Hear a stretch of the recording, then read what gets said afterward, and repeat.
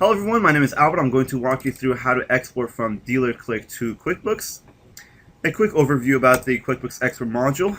The QuickBooks Export module is a plugin component for DealerClick. What it does is it takes the information about the inventory, reconditioning, and the sold deals, and it puts them into QuickBooks in the form of payables and receivables.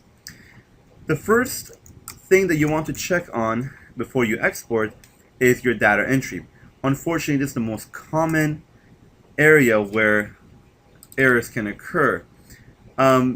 See, the logic is that the information that you enter into DealerClick goes into QuickBooks. So if you enter incorrect or incomplete information inside of DealerClick, you're going to end up with the same thing on the QuickBooks side, which is a lot more difficult to correct than it is on DealerClick.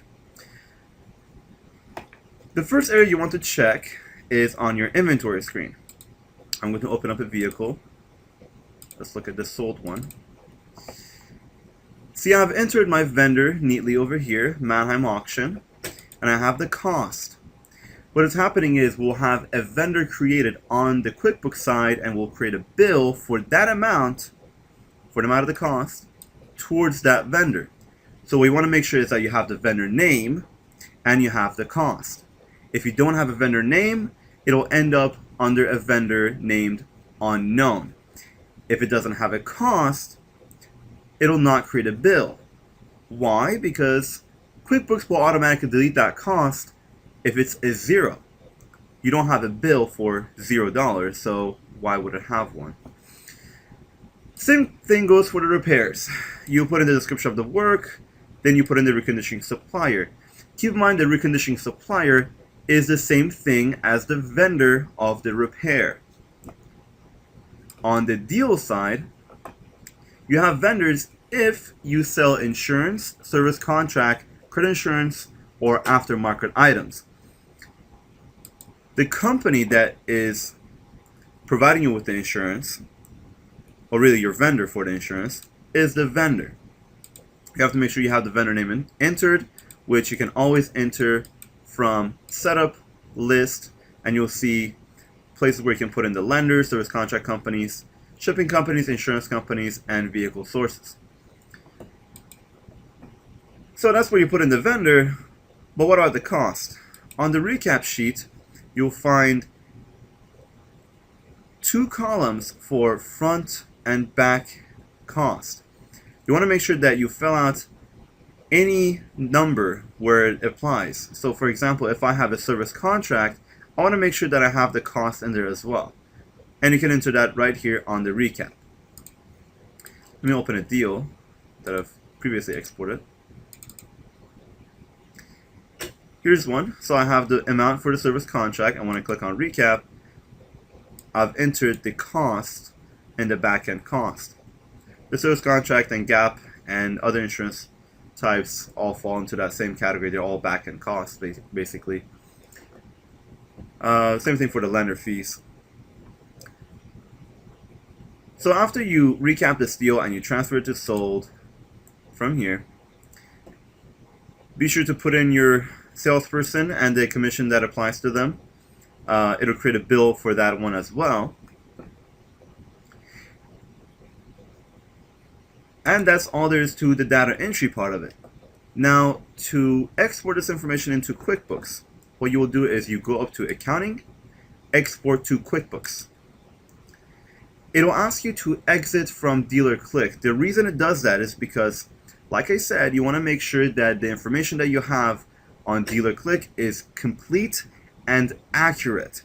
If you're still entering information into DealerClick, chances are you're still making modifications to those records. So please ensure that everybody's logged off from DealerClick, as well as yourself, and click Yes. It'll exit the software and it will open up the export module. At that point, you only have to click on Connect, assuming you already have your company file selected.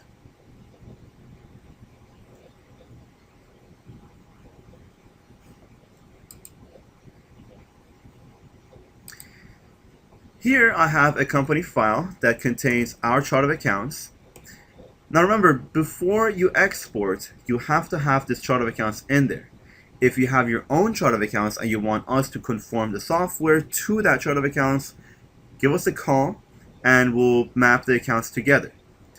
However, if you're starting from scratch, which I recommend you do, we can provide you with the chart of accounts that is plug and play with our export module. Basically, the simple explanation for that is you have data on DealerClick side and you have data on QuickBooks side. Each piece of data needs to go to the right destination. If you don't have the accounts in there, it doesn't know where to go. So you have to have a chart of accounts either in there, or you have to custom map the QuickBooks Export module to your chart of accounts. And as I said, we'll provide this chart of accounts to you. So I already exported that deal, so we have it under customers. I have two deals exported here. What it does is it'll take the last name of the customer and the stock number of the vehicle and create a customer job out of it. So here I have this customer job, Smith 1, as well as Smith 987. And as you can see, it'll put in any records that are relevant to it within that customer job. So for example, on this one, I had an invoice within which I will have a full itemization of every piece of service or fee that I included in there, including my taxes. And by the way, you do not have to calculate taxes on the QuickBooks side because we already do that for you. And also a payment. This is my cash down. This is the amount that the software knows for a fact that I have already received. It goes into undeposited funds by default, but it's really a payment and it's reducing the total balance. On this one, I have more entries. Why? Because I had a pack on the car and I had a finance charges profit. This really appears only and only if you're doing marking up on the APR. So for example, if they got approved for a 9, you're selling it at a 10% APR, then you have a small finance charge profit there, which it creates a journal entry out of. Not a very common thing to do, but it's there in case you're doing that. Now the vendors, this is the part where the payables are. The vendor for the car will get created automatically.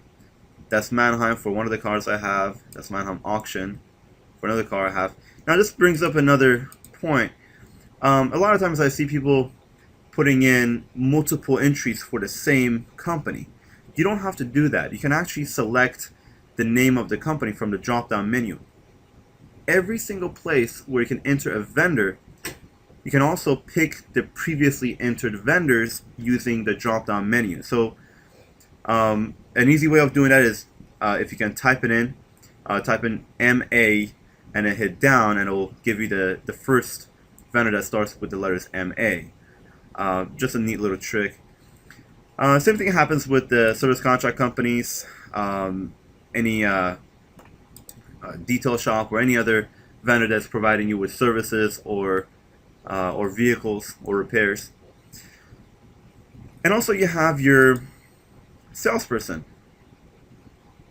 So Rob Jackson, not to be confused with Ron Jackson, just demo information, has a bill for this amount. This was an $80,000 car he sold, and he got paid 15% on top of that. And that's a bill. You can create a check out of this and pay your salesperson. As you notice, there is the customer job attached to these bills. So when you have service contract company bills, you have bills for your salespeople, you have bills for the car itself. All those things get attached to the customer job. So you can keep track of it easier. And also, you have the number, which is, in majority of the places, the stock number of the vehicle. So that 1 is actually the stock number of my car. In this case, this was the 987. On this one, it was the 1. Let's see if I have another one here that I can show you. This one was also a stock number 1.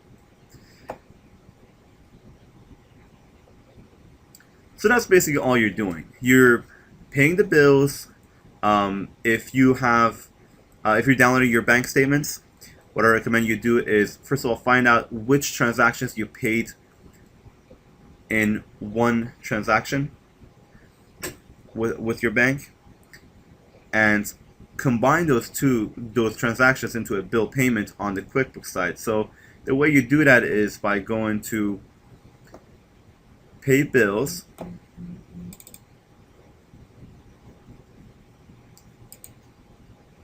you select the bills that you want to pay in one transaction, and you pay selected bills. In this case, I just have one for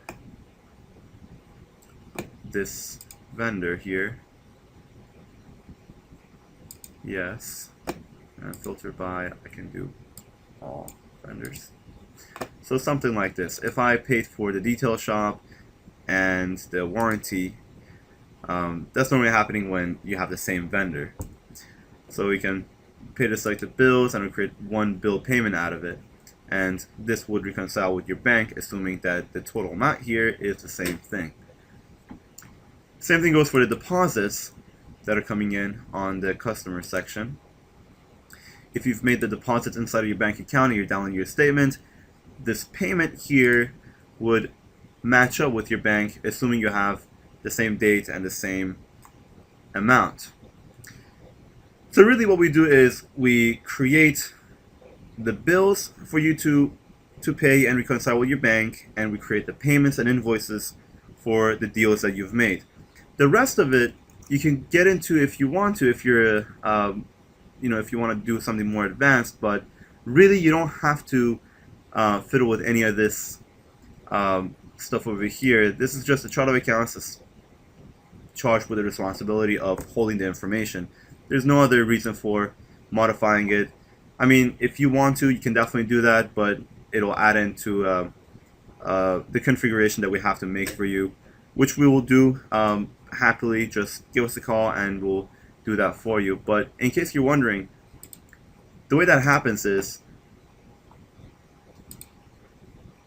we go into the setup and map each of these fields to the account where you want to send it to. So in this case, holdback is mapped to holdback asset, which is an other asset account. We have to go through each and every one of these and make sure they're all mapped correctly. It takes maybe an hour or so, but after that you will have your own chart of accounts and DealerClick will be completely conformed to it, which is unlike majority of the export software out there, which force you to use their chart of accounts and you don't have an option on that one.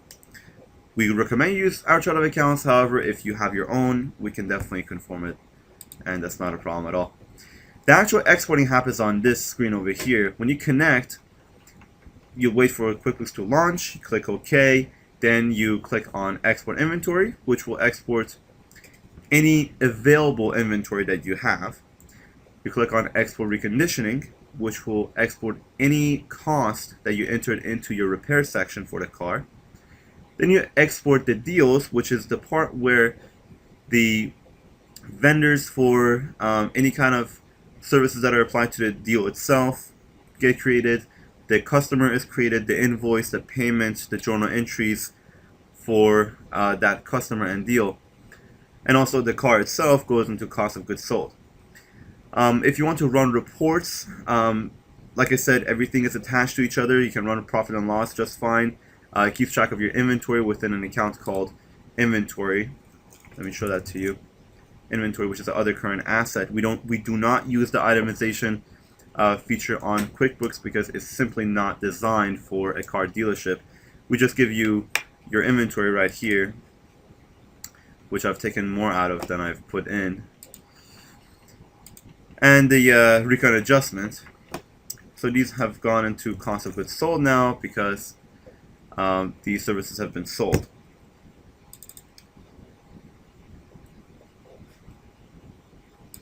You can see how they're connected there.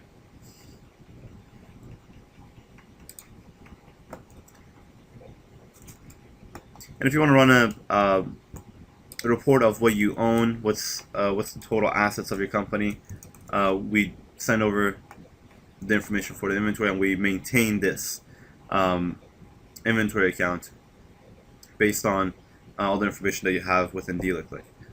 So every time you export, it'll update it to match up with what you have on DealerClick. And that's basically it. And if you have any other questions, you can give us a call at 714-361-6000. My name is Albert. You can ask for me by name, or you can dial 207 if you get to the dial extension. Thank you and have a great day.